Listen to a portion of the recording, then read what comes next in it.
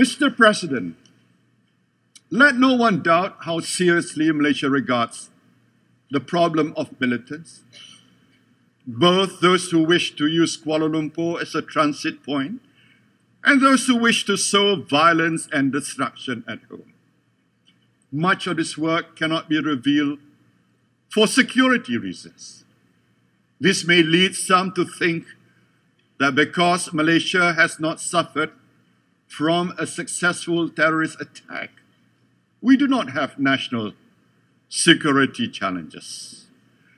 That, Mr. President, is not the case. Our tireless, ever-vigilant security forces have intercepted many would-be IS recruits transiting through Kuala Lumpur. It is because of our efforts that they have not fallen into the darkness that blights Syria and Iraq. But unfortunately, some have. We have identified 39 Malaysians who have traveled to join IS. We have arrested over 100 of our citizens suspected of links to IS. These threats are real. There are people who want to bring terror to our streets. We will not stand for it, neither will they succeed. For Malaysia has been and will always be a land where many faiths and ethnicities freely prosper and thrive. We must strive harder to combat this threat together.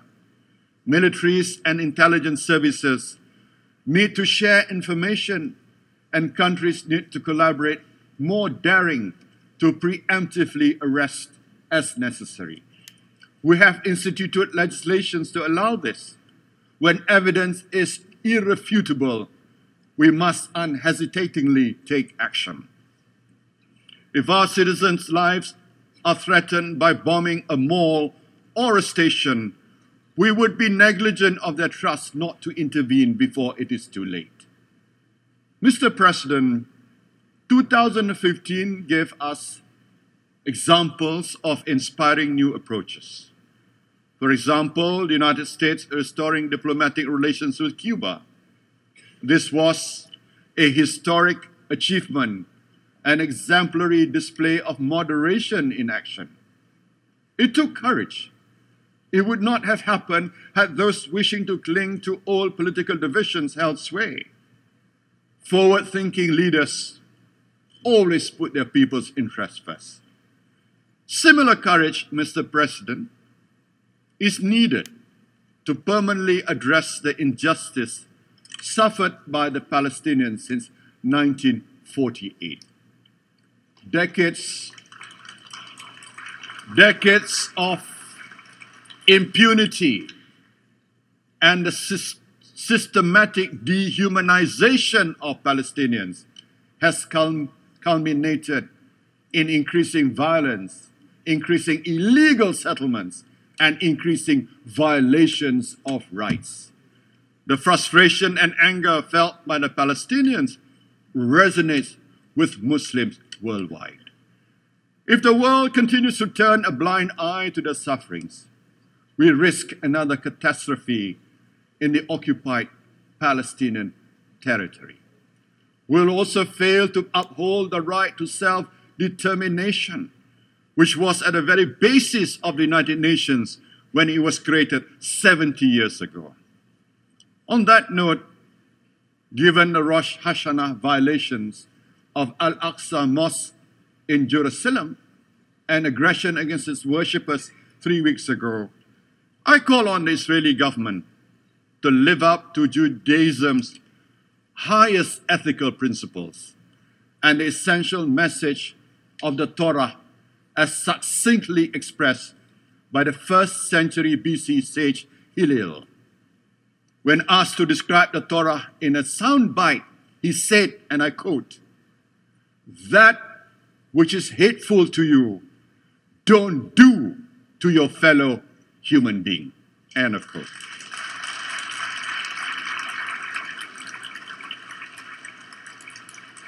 This dictum, known universally in all religions as the Golden Rule, could herald the dawn of a much-needed revised relationship between Muslims and Jews. Currently, Israel has forced its authority over Islam's third holiest site in defiance of the jurisdiction of King Abdullah of Jordan, the lawful custodian. It is therefore Israel's duty to facilitate Muslims from around the world to visit.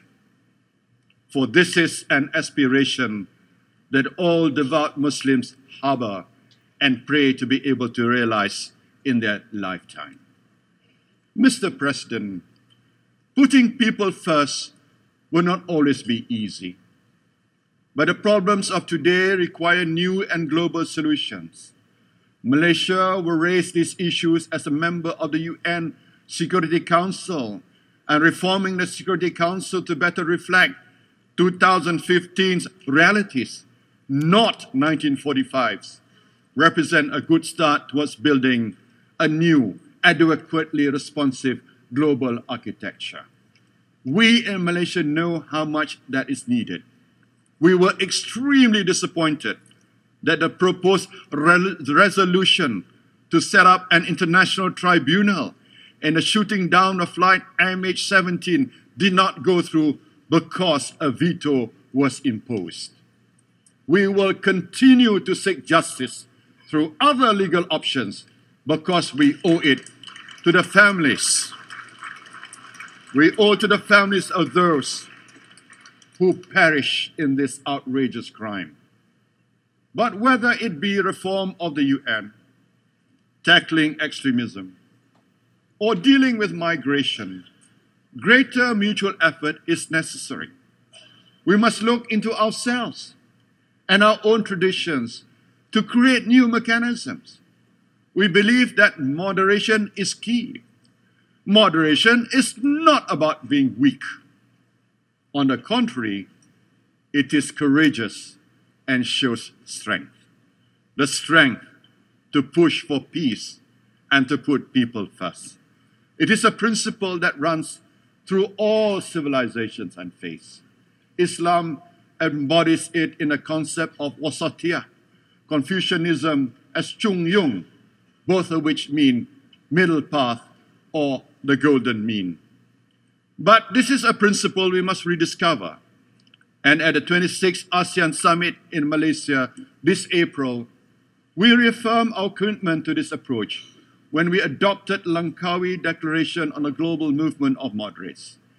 Malaysia stands ready to share its experience of upholding Islam, marginalizing extremism, of implementing the objectives of Sharia while practicing democracy, of maintaining a multi-ethnic society where different faiths coexist and prosper, and showing that Islam can not only succeed, but Islam can drive progress and successful economic development.